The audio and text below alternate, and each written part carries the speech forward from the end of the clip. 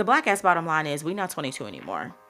Life is lifing and it's lifing hard. My friends are losing jobs, their homes, death of a child, a parent or a spouse, cancer, miscarriages, suicidal thoughts. And you think I want to be in a friendship with someone that can't even be safe enough to talk about these things with?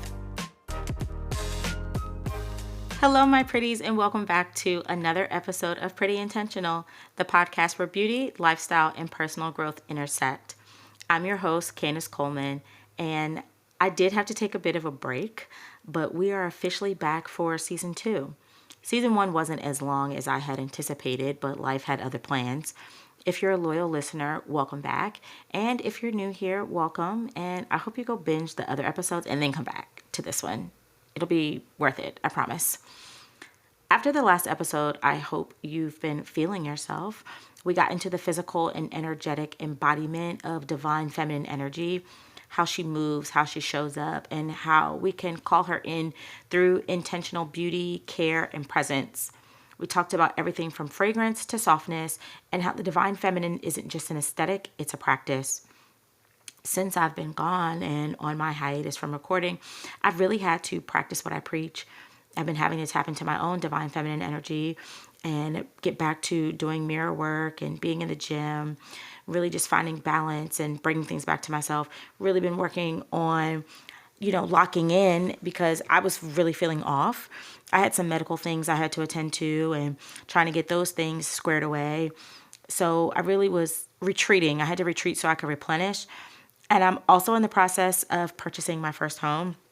I got a new build condo, and if you've ever purchased a home, let alone build something from the ground up, you already know the haze that this has been and how stressful it's been. And then to add the government shutdown on top of that, child, it's just been an utter mess, and I've been all over the place mentally and emotionally. So one of the other things I've really been doing is just spending way more time with friends and family and just being intentional about that, because one thing about the divine feminine, she doesn't thrive in isolation. She flourishes in connection. And at 41 years old, I can't even begin to tell you how important my connections are to me. So today in this episode, we're taking that energy and stepping into yet another sacred space, community, but specifically adult friendships. As we grow, our friendships change. Some deepen, some fade, and sometimes making new friends as a grown woman feels more complicated than dating. But the truth is that sisterhood, chosen family, those intentional relationships we cultivate, they are vital to our well-being, our joy, and yes, even our softness. I'll be honest, I originally did not even want to do a podcast episode about the topic of friendships. It feels like something we've talked about a million times. I have my own feelings around friendships, but even in prepping for this episode, I saw so many other podcast episodes and therapists and all kinds of other posts that specifically were talking about adult friendships and how they can be hard sometimes and how sometimes it's hard to make new friends at this point. But honestly, that just tells me it's a topic worth talking about. So let's talk about what it means to be a pretty grown friend. We'll get into how friendships evolve, how to make space for new connections, and what intentional friendship looks like at this stage of life. I have friends that I've had for quite some time, 30 years, 20 years, 10, even 5, all in varying degrees. These friendships and relationships have evolved in so many ways because I've evolved. We hear often about sandbox friendships and lifelong friends. And growing up, especially in childhood and young adulthood, we're often taught explicitly or implicitly that true friendship should last forever. That if a friendship ends, it's because someone messed up or wasn't a real friend. And I really think that's like the myth of the forever friend. That every friend who enters your life should stay in it for the long haul. That longevity automatically equals loyalty or value, and that endings mean failure, disloyalty, or betrayal. When we move through life intentionally, we start to recognize that not every friendship is meant to stretch across every chapter, and that's okay. Some people are sent for a season, a reason, or a lesson, and releasing them with love, without bitterness, it's an act of grace, both for them and for ourselves. Recognizing and honoring seasonal friendships, I think it frees you to release relationships with grace instead of resentment, frees you to appreciate people for the beautiful role that they played, even if the connection didn't last forever. And it frees you to make space for new, aligned connections as you continue to evolve. Living intentionally means honoring the season a person was meant for instead of forcing a lifetime out of a relationship that was only built for a chapter. And when we do find those rare friendships that deepen and evolve with us over time, that's where the real magic happens. Which brings me to something I think about quite a bit: the difference between the breadth of friendships and the depth of them as we grow. As we get older and hopefully more secure and grounded in who we are, the way we connect with people naturally shifts. There's actually a communication theory called the social penetration theory that explains this beautifully. Shout out to Dr. Susan L. Hubbard at University of Maryland, who beat this into our brains in Comms 250. 20 years later, still never forgot it. But the social penetration theory says that early in a relationship, you explore a lot of different topics, what we call the breadth. But everything stays kind of like surface level. It's light, it's fun, it's exploratory. But over time, as trust builds, the depth of the conversation grows. You might talk about fewer things overall, but the things that you do talk about, you go way deeper. Your fears, your dreams, your truth. And I think that's exactly what happens in adult friendships. The black ass bottom line is we're not 22 anymore. Life is life and it's lifing hard. Like, how many times have you been having a conversation with your friends and you say, wow, look at the things we talk about now? My best friends and I from college, we just had this conversation the other day. We're talking to each other about buying homes and life insurance and investments and marriage or divorce and perimenopause and more. And yes, we can still have fun and kiki, but I need something deeper than that. When we're younger, we bond over broad things: shared experiences, proximity, having fun. But as we mature, we crave something more real. We're less interested in filling space with small talk and more interested in relationships where we can go deep, be seen, be safe, and be loved in all of our layers. It's not about how many people you can talk to anymore. It's about who you can really be yourself with. Whether you've had friends for over 20 years or it's a relatively new friend, so many of us are going through monumental things. My friends are losing jobs, their homes, death of a child, a parent or a spouse, cancer, miscarriages, suicidal thoughts. And you think I want to be in a friendship with someone that can't even be safe enough to talk about these things with? Child, you can miss me with that. And when you start seeking like real depth, you also start noticing what doesn't feel right. The things you used to overlook or even accept, they really start to stand out. And that's when red flags become harder to ignore. Because once you've experienced a connection that feels safe and genuine, anything less, it starts to feel really, really loud. Back in 2017, I had a number of experiences and encounters, will you, that completely changed how I operate in friendships. I had already been having feelings and rumblings in my gut for quite some times that particular spaces and groups of people and individuals didn't make me feel good. Things were never really reciprocated or balanced. I didn't feel like the best version of myself. My nervous system would quite literally be fucked up. But the last straw was when I hosted a brunch in my home, and we were going around the table and sharing praise reports and prayer requests per usual and just like general updates.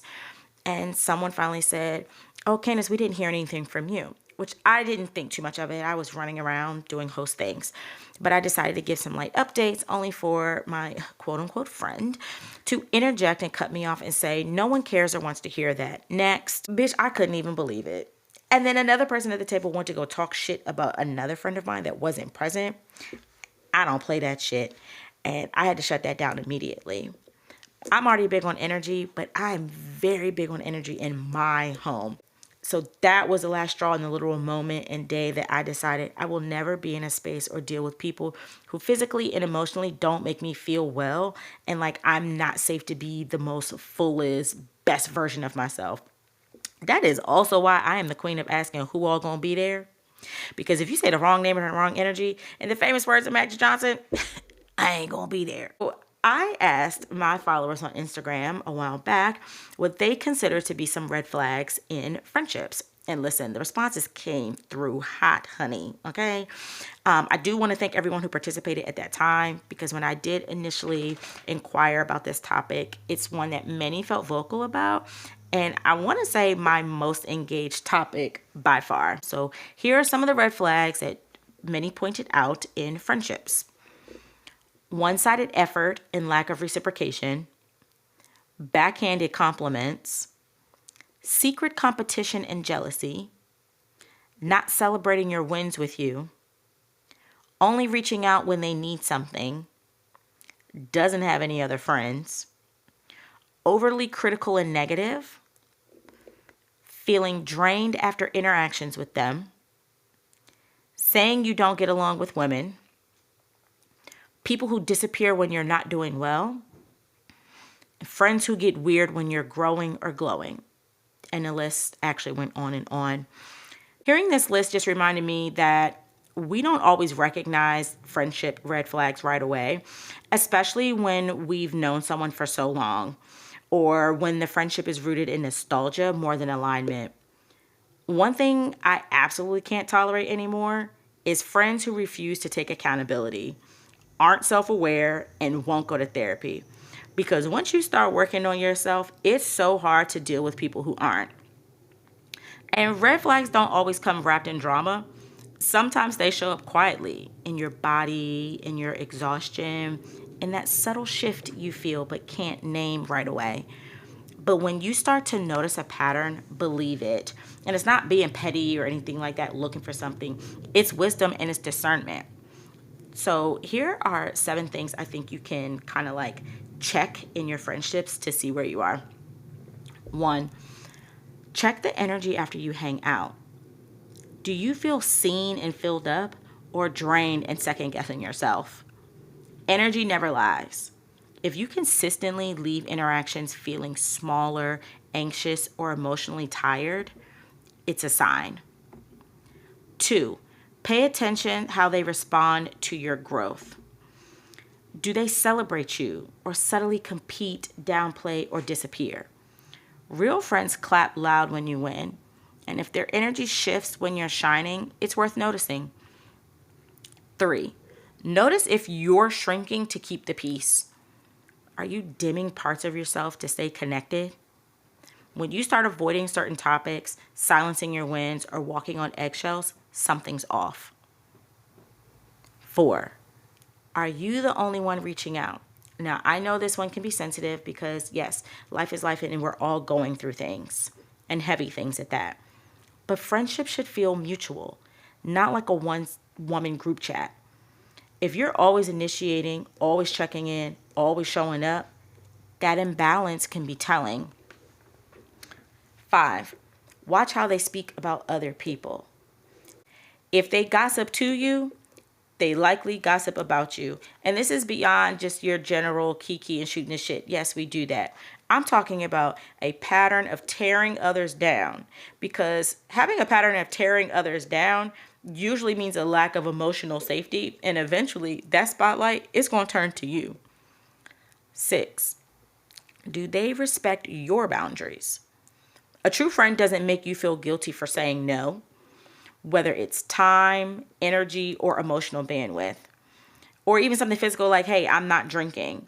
If they constantly overstep or push back, that's a flag. And 7, pay attention in hard moments. Are they there only for the fun, but absent in the struggle? Friendship is easy when things are light, but what happens when life gets heavy, baby? After the flags start mounting up, sometimes the hardest but most intentional thing you can do is walk away. Yes, friendship breakups are a real thing, and they can be just as painful, sometimes more painful than romantic ones, but they can also be most freeing, self-honoring decisions you'll ever make. Grief isn't just for romantic love or death. It's also for endings that don't come with closure. for connections that faded or fractured. And the more we give ourselves permission to grieve friendships, the more space we create for healing and eventually new, more aligned connections. You might find yourself thinking, all right, so I let go of these draining friendships, but where do I find the good ones? Making friends as a grown woman, it can feel awkward, intimidating, or even impossible. We're busy, we have boundaries now, and we're not just bonding over dorm rooms and drama anymore. But the truth is, aligned friendship is still possible. It just requires a little more intention and sometimes a little more courage. But how do we actually find new, meaningful friendships as adults? And how do we build them from a place of softness, safety, and authenticity? Before we get into how to actually find friends as an adult, I do want to pause for a quick mindset check because this part is just really real. I need you to know that you are not too late. You are not too old. You are not too awkward, too busy, too anything to find an aligned, meaningful connection. One of the most freeing mindset shifts is realizing that friendship isn't about convenience anymore. It's about intention. You might not meet people the same way you did in your 20s, but you can still build relationships rooted in depth, safety, and joy. You just have to be willing to initiate, to be seen, and to be open to new connection in new ways. I often hear from a number of women that they don't have a lot of friends and they feel isolated. And I never fully understood it until I made the decision to move to Houston with no real built-in community there. I had to make it. It took intention. I had to seek it. I had to find it. And it wasn't always comfortable, but I did make new friends and connections. And when it comes to being intentional about making new friends and building a community, I think there are things that we can all do to kind of position ourselves to invite that in. Like starting with self-alignment. I need you to ask yourself, what kind of friend am I looking for? And am I also showing up that way myself? Make sure you're being the kind of friend that you want to attract. If that's present, warm, intentional, or even curious. Say yes to connection more often. If someone gives you a good vibe, follow up. Comment on their IG story, ask someone for coffee, strike up a conversation at a workout class. Connection doesn't always happen organically. Oftentimes, you have to invite it in. Join values-based spaces. Find community aligned with your lifestyle or your interests. Whether it's a local yoga class, a book club, a wellness event, a mom group, a dog parent group, or a professional networking group. Think quality over quantity and look for places where people are choosing to show up intentionally. And do not sleep on online connection. So many adult friendships start online now, and that's okay. And I know I have a number that have. And if you follow someone who feels aligned, send a message. A lot of people are craving deeper connection, and they're just waiting for someone else to say it first, which also leads me to be willing to go first. Invite someone to lunch. Compliment them on their vibe. You know me, pass on the pretty. Start the deeper conversation. We're all waiting for someone else to take the first step. And sometimes, why can't it be you? Making friends as an adult, it does take more courage, but also a lot more clarity. You know who you are now, or you should rather. You know what feels safe, what feels easy, what feels real. And the more you lead with that energy, the more your people will find you. But as I always say, it is what it is till it ain't. So whether a friendship lasted forever, faded with the season, or is just in the beginning, you're allowed to choose softness, safety, and alignment every time. As we wrap up today's conversation, I want to leave you with this reminder. Friendship in adulthood isn't about getting it right. It's about honoring who you are now and not who you used to be and not who people expect you to be. Some friendships will stretch you, expanding as you expand. Some will stay gentle and steady, and some will slip into a memory, not because anyone failed, but because the version of you that needed that connection has evolved. There is no shame in outgrowing what no longer feels safe. There is no guilt in grieving what once felt like home. And there is so much beauty in being brave enough to open your heart again. Community isn't something that happens to you. It's something you co-create with intention, with discernment, with softness, with courage. And that's the real magic of being a grown woman in her fullness. You get to choose relationships that feel reciprocal, grounded, energizing, and aligned with the version of you who's still becoming. So whether you're releasing old ties, nurturing the ones that matter, or calling in new connections, give yourself grace. You're not behind. You're not the only one figuring this out. You're simply human. And you're growing. And your people, they will meet you where your truth lives. They will recognize you when you show up as your whole self. And they will stay because the connection is rooted, not forced. So here's to friendships that honor your evolution. Here's to community that feels like a soft place to land. And here's to you choosing yourself first so the rest can align. Thank you for joining me for another episode of Pretty Intentional. If you haven't already, be sure to subscribe, rate, and leave a comment. You can follow me at Candice Obidio on all platforms, and be sure to follow Pretty Intentional as well. Remember, being intentional isn't about being perfect. It's about showing up for yourself and your journey. Until next time, bye.